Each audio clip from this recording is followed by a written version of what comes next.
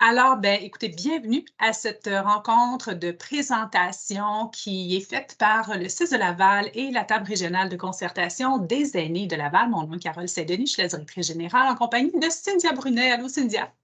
Allô, bonjour tout le monde, c'est Cynthia Brunet, organisatrice communautaire au CIS de Laval. Donc, Alors, bienvenue aux membres de la TRECAL, bienvenue aux intervenants et intervenantes du CIS. Ça nous fait plaisir de vous présenter ce midi un organisme que vous connaissez peut-être ou que vous connaissez moins. Bref, on va en apprendre au cours de la prochaine demi-heure sur son offre de service. Et il s'agit du Baluchon Alzheimer qui est représenté aujourd'hui par sa directrice générale, Madame Sophie Morin. Donc, comme à l'habitude, on vous invite à prendre vos questions en note et même au lieu de les prendre en note sur papier, vous les inscrivez directement dans le clavardage et à la fin de la présentation, Cynthia va se faire un grand plaisir de les partager à Sophie qui pourra y répondre. Alors, Sophie, merci d'être avec nous ce midi. Merci de ta disponibilité et je te laisse les 20 prochaines minutes pour notre bénéfice. Merci beaucoup. Merci de prendre du temps pour votre dîner. Donc, j'aime toujours mieux me présenter comme une ancienne proche aidante. J'ai été proche aidante de 4 personnes dans ma vie. Ça a changé le parcours de ma vie. Souvent, on est proche aidant, on ne le sait pas. Alors, dans mon cas, au total, c'est 26 ans d'expérience. C'est ce qui m'a peut-être, ça a été la meilleure école là, pour me préparer à travailler chez Baluchon Alzheimer. Alors, le partage, la présentation. Et merci au CIS de Laval là, de me donner cette opportunité-là. Alors, Baluchon Alzheimer, ce qu'on fait, c'est du répit long terme avec nuitée à domicile. Donc, c'est de 4 à 14 jours, 24 heures sur 24, en l'absence de l'aidant. Donc, c'est vraiment une formule, vous savez, il y a beaucoup d'organismes là, à Laval qui offrent du répit plus court terme dans une formule jusqu'à 14 jours de suite avec la même intervenante, c'est la même baluchonneuse, la personne qui va à domicile. Nous, on appelle ça des baluchonneuses. Et donc, attendez, je vais juste passer un petit peu mon écran parce que j'ai une difficulté de lecture. Alors, donc, ce qu'on sait, c'est que ça diminue de 90% la fatigue mentale et la fatigue physique de la personne proche aidante, puis ça contribue vraiment à la maintenir plus longtemps à domicile. Donc, notre service coûte seulement 15 par jour. C'est le même tarif depuis 2008. Moi, je me plais à dire qu'on est la seule organisation à ne pas avoir d'inflation pour nos clients. Mais on y arrive parce qu'on a des subventions et on a une fondation qui nous aide énormément. Sinon, évidemment, là, c'est un service qui a une valeur de plusieurs centaines de dollars par jour. C'est ce que ça coûte à Baluchon pour offrir le service. Donc, si on n'avait pas un partenariat avec le CIS de Laval qui nous subventionne en partie et notre fondation, ben, ça ne serait pas possible. Depuis le début de notre création, on a un sondage qu'on envoie aux employés, aux usagers. Il y a 22 questions et on a toujours, depuis notre création, le même taux de satisfaction de 95%. Habituellement, les gens, quand ils ont un service avec nous, nous adorent, ils veulent avoir la même baluchonneuse. Donc, c'est un taux qui se maintient à travers les années. Ce qui est particularité chez nous, c'est qu'on va jumeler sur mesure, on va évaluer le portrait de la famille qu'on accompagne et on va envoyer la bonne baluchonneuse. Donc, ça va à la fois dans les intérêts de la baluchonneuse et des intérêts de la famille. Par exemple, si on a une dame à Laval qui aime beaucoup l'artisanat ou qui a déjà été couturière, ben, on a des baluchonneuses qui ont ce profil-là, puis on va envoyer le même profil. Donc, il faut que notre baluchonneuse elle soit heureuse, qu'elle soit bien dans l'accompagnement qu'elle va faire parce que ça va favoriser un contact très étroit, puis beaucoup d'harmonie, puis de détente là, pour l'aider qu'elle va accompagner. Donc, il y a une stabilité, c'est la même personne, on va garder la routine. Donc, si monsieur est habitué d'aller prendre un café à tous les jours au centre d'achat avec ses amis, on va maintenir cette routine-là. S'il va au centre de jour, on va l'amener au centre de jour. Donc, on maintient exactement la routine, on dérange le moins possible l'aider dans sa façon de vivre, dans les heures de repas, les heures de sommeil. Donc, on s'adapte. On a des aidés qui ont des nuits de sommeil de midi à minuit, ou qui se lèvent à midi, on va se lever à midi, ou qui se couchent à minuit, on va se coucher à minuit. Donc, on n'est pas là pour imposer quoi que ce soit. On va essayer d'établir une relation de confiance le plus vite possible. On va vraiment bien s'adapter. Notre baluchonneuse est formée pour avoir des stratégies d'intervention, que ce soit avec des personnes qui ont des troubles neurocognitifs ou des personnes qui ont des handicaps ou un trouble du spectre de l'autisme. Donc, elle va s'adapter à la personne, elle va essayer si, par exemple, il y a une prise de médicaments, puis qu'il y a un refus de prise de médicaments, on va essayer autrement, on va essayer doucement. Même chose pour les soins d'hygiène. Donc, on est vraiment toujours en adaptation avec la personne qu'on accompagne. Et très important, l'aidant est omniprésent dans notre processus, avant, pendant et après. Donc, on va beaucoup, beaucoup écouter quels sont les souhaits puis les vœux de l'aidant et on va respecter. Nous, on n'est pas là pour dire à l'aidant comment fonctionner avec son proche. C'est plutôt le contraire. On se met en mode écoute puis on va suivre les directives de l'aidant. Il y a 3 étapes dans du baluchonnage. Donc, il y a le pré-baluchonnage où on va faire une longue entrevue de près de 2 heures avec le proche aidant si la personne a une difficulté cognitive. Mais si on a un aidé, par exemple, en situation de handicap physique, mais qui a toutes ses capacités d'élocution et cognitive, on va faire la fiche avec le proche aidant et l'aidé. Et donc, on va vraiment, à partir du dossier que vous nous aurez envoyé, aller beaucoup plus loin, regarder c'est quoi l'horaire, c'est quoi les habitudes, est-ce qu'il y a des sujets qu'il ne faut pas qu'on aborde, qu'est-ce qui pourrait mettre en colère, qu'est-ce qui pourrait faire plaisir. On va vraiment essayer de faire le tour de cette famille-là pour avoir le meilleur portrait possible. C'est cette entrevue-là qui nous permet ensuite de faire le jumelage et d'aller chercher la meilleure baluchonneuse pour cette famille. Pendant que le baluchonnage va avoir lieu, on a une équipe clinique qui appelle la baluchonneuse pour voir comment ça se passe, pour s'assurer que tout est correct, qu'il n'y a pas des choses qu'on n'avait pas vues. Des fois, ça arrive. Donc, on s'assure que tout va bien. Elle va, pendant ce temps-là, écrire un journal d'accompagnement au jour le jour, d'écrire qu'est-ce qui se passe, les repas, la qualité de sommeil, la qualité des interactions, les loisirs, les activités qu'on fait de stimulation. Et elle va aussi donner des trucs et des conseils si elle voit qu'il y a des choses qui ont besoin d'être adaptées. Il arrive, par exemple, que on est venu il y a un an, on remarque que la motricité est moins bonne, peut-être qu'il faudrait des adaptations dans la maison, donc ça va être inscrit au journal d'accompagnement. Le journal, on le remet à la proche aidante.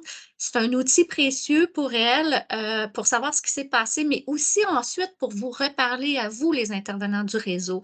Nos baluchonneuses, elles sont des témoins extraordinaires de ce qui se passe la nuit. Et souvent, les intervenants dans le réseau de la santé, vous y allez le jour.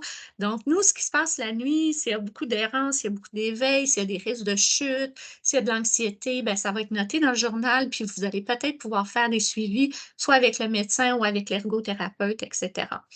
Et donc, par la suite, nous, on peut aussi faire un suivi avec le réseau de la santé si on pense qu'il y a des choses qui doivent être améliorées, s'il y a des choses à risque, mais toujours avec l'autorisation du proche aidant. Donc, pour chaque baluchonnage, qu'un baluchonnage dure 4 jours ou qu'il dure 12 jours, ça nous prend un minimum de 8 heures jusqu'à 12 heures pour l'encadrer. Donc, pour les étapes de pré-baluchonnage, baluchonnage et post-baluchonnage, on a une équipe clinique. Dans l'équipe clinique, on a des infirmières, on a des gens qui ont étudié en gériatrie, en sociologie, en psychologie. Et cette équipe, ensemble, il y a plusieurs intervenants qui vont graviter autour d'une même famille et on les encadre entre 8 à 12 heures. Donc, vous comprenez que nous, on ne fait pas du gardiennage. On a vraiment un concept unique là, qui est assez poussé. Maintenant, ce qui est nouveau, vous savez qu'on s'appelle Baluchon Alzheimer. On va changer de nom à partir du 25 mai. On va s'appeler Baluchon Répit Long Terme. Pourquoi?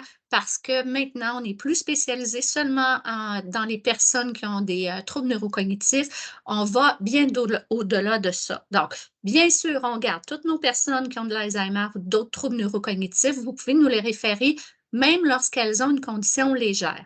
D'ailleurs, je vous sensibilise, c'est bien d'introduire du répit au début de la maladie. C'est plus facile pour le proche aidant, c'est moins anxiogène, il y a moins de culpabilité pour un proche aidant de laisser son proche qui est encore capable de parler puis qui va être capable de lui dire « Mon Dieu, que ça a été le fun, j'ai eu un beau séjour sans toi. » Donc, il y a quelque chose de rassurant là, quand la personne est encore capable de témoigner de son expérience. c'est plus facile aussi pour nous de créer un lien avec l'aidé, puis de l'habituer progressivement à ce que sa personne de référence quitte le domicile. Donc, on vous invite à ne pas attendre trop tard dans le processus parce que c'est souvent plus difficile. On accompagne maintenant des personnes qui sont alitées. Ce n'était pas le cas avant. On vous disait qu'il fallait un isosmaf au maximum de 12. On peut prendre des personnes avec un isosmaf de 13 et 14. On prend des personnes en soins palliatifs et on a fait des accompagnements en personnes en fin de vie également. On a accompagné depuis décembre 2020 des personnes qui ont le Parkinson, 2 personnes qui avaient la sclérose latérale amyotrophique très avancée, avec un BiPAP, avec des respirateurs, avec beaucoup d'appareillage. On accompagne des personnes qui ont la sclérose en plaques. On a accompagné des personnes en situation de déficience intellectuelle, des déficiences physiques, des troubles du spectre de l'autisme, 2 frères qui ont le trouble du spectre de l'autisme, des personnes qui ont atteint d'un traumatisme crânien, qui ont des paralysies partielles ou assez grandes, puis toutes sortes d'autres combinaisons là, que je nommerai pas. Donc, dans tous ces cas-là, chaque dossier va être analysé. Ce qu'on va regarder, c'est est-ce qu'on est capable d'envoyer la bonne baluchonneuse? Est-ce qu'on a des conditions gagnantes pour assurer la santé et la sécurité de notre baluchonneuse et de l'aider l'aidant? Petite exception, là, tous ces services-là, normalement, se passent, là, notre baluchonneuse se rend à domicile et le proche aidant quitte. L'objectif, c'est qu'il puisse déconnecter physiquement et psychologiquement de son rôle de proche aidant. Quand il quitte le domicile aussi, pour la baluchonneuse, c'est plus facile de créer une relation avec la personne aidée parce que surtout dans les troubles neurocognitifs ou troubles du spectre de l'autisme, si le proche aidant est dans la maison, il va difficilement accepter les soins ou accepter des loisirs, il va toujours se référer vers son proche. Donc, on demande au proche aidant de quitter. Dans le cas des soins de fin de vie, évidemment, le proche aidant, il ne veut pas quitter, il veut accompagner sa personne jusqu'à la fin.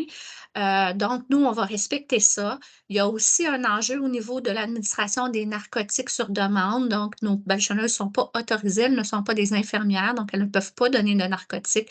Donc, dans ces cas-là, le proche aidant va rester à la maison. Le rôle de la baluchonneuse va changer un peu. Elle va s'occuper à la fois de la personne aidée et de la personne aidante. Donc, elle va être à l'écoute des deux, elle va faire les soins, etc. Mais c'est aussi souvent très la bienvenue pour la personne aidante d'avoir une autre personne avec qui échanger là, sur ce qu'elle vit. Donc, le principe de base, c'est que notre baluchonneuse, elle va se rendre à domicile et elle va faire tout ce qu'un proche aidant fait. Il y a des soins d'hygiène, elle va les faire, elle va faire les repas, elle va sortir le recyclage, elle va sortir les vidanges. Il y a des animaux, on s'occupe des animaux, les chiens, les chats. On a même des chats diabétiques à qui on faisait des injections pour le diabète. Alors, on fait tout ce qu'une personne proche aidante fait. Mais pas plus. Donc, en tant qu'intervenant du réseau, c'est important que vous mainteniez le service, le continuum de service. Donc, s'il y a déjà un soin d'hygiène par une auxiliaire une fois par semaine, vous le maintenez, même si on est là. S'il y a une pause de répit de 2 heures de la Société Alzheimer, puis que normalement, le proche aidant va faire l'épicerie, bien, on garde ça parce que notre baluchonneuse va aller faire l'épicerie. Exactement, pendant que la Société Alzheimer va être là. Donc, vous maintenez tous les services. Hein? Donc, nous, on ne fera pas plus. Évidemment, s'il y a des soins infirmiers, vous maintenez les soins infirmiers. Nos baluchonneuses, elles ne remplacent pas les infirmières et elles ne sont pas infirmières. Parfois, il y a des soins très complexes qui sont faits par des proches aidants, surtout dans la situation où le proche aidant est un parent avec un enfant adulte. Par exemple, il pourrait faire un changement de gavage ou des choses plus complexes. Donc, dans ces cas-là, on va vraiment évaluer est-ce qu'on a une baluchonneuse dans notre équipe qui peut le faire. Elles ne sont pas toutes aptes à le faire, mais certaines sont excellentes. Et c'est possible qu'on vous demande la présence d'une infirmière ou d'une ergothérapeute lors des premières heures du baluchonnage pour qu'il y ait un transfert de compétences, un transfert d'apprentissage, pour être sûr que la baluchonneuse fasse les bons gestes. Donc, elle va le pratiquer devant l'expert. Des fois, il y a des transferts aussi ou de l'utilisation particulière. Je pense à madame qui avait la SLA. Tu sais, on avait un respirateur avec voyons, pour faire les transferts, là, un appareil pour faire les transferts sur le. Fait que là, il y avait comme beaucoup de câbles et tout ça, fait qu'il fallait faire très attention. Fait qu'on a demandé à l'ergothérapeute de venir faire un apprentissage. Donc, c'est possible qu'on vous demande ça, mais on va avoir cette discussion-là avec vous avant. Donc, pour nous référer, vous allez sur notre site web, dans la section intervenants, et vous allez voir une requête. Donc, vous cliquez, vous allez télécharger.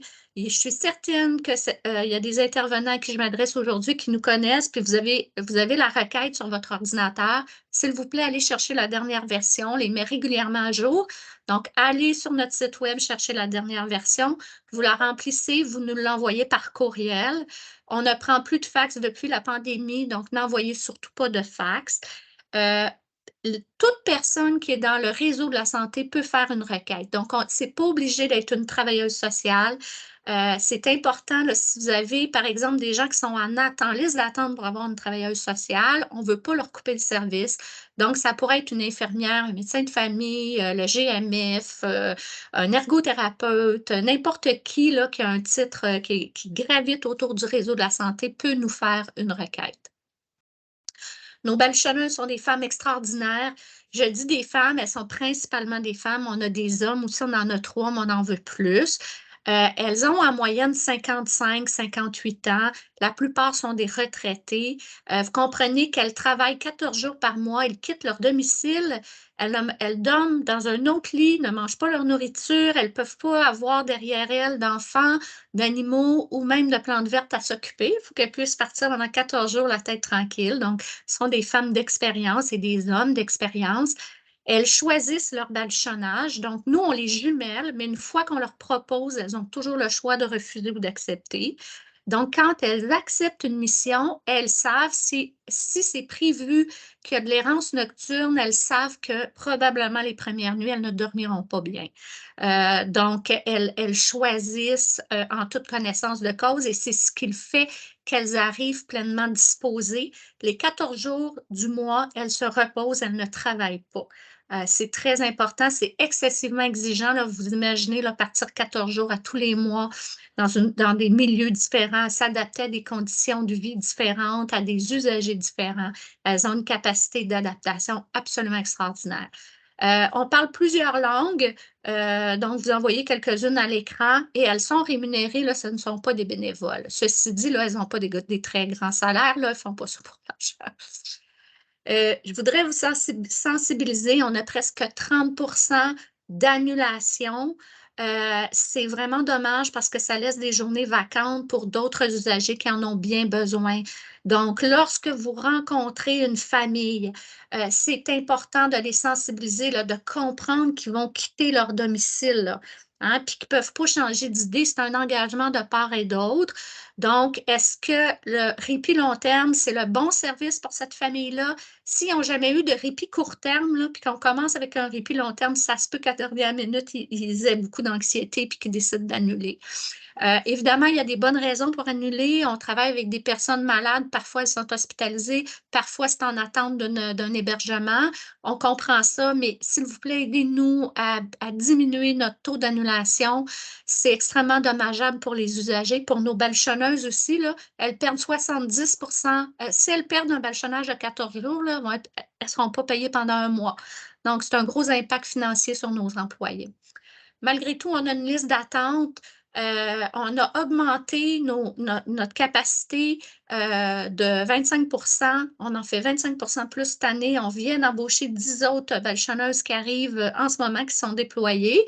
Mais on vous demande d'envoyer vos requêtes 3 mois d'avance, si possible au début du mois. Si vous mettez des dates flexibles, il y a plus de chances pour la personne, par exemple, qui est très fatiguée, d'avoir du répit plus rapidement parce qu'à cause des taux d'annulation, les dates flexibles, on va prendre les personnes qui ont des dates flexibles pour offrir du service.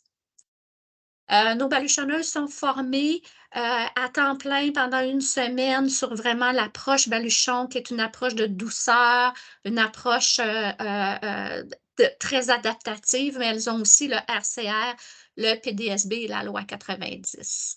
Alors voilà, ça termine ma présentation et je suis maintenant prête à prendre la période de questions. Oui. Donc, première question.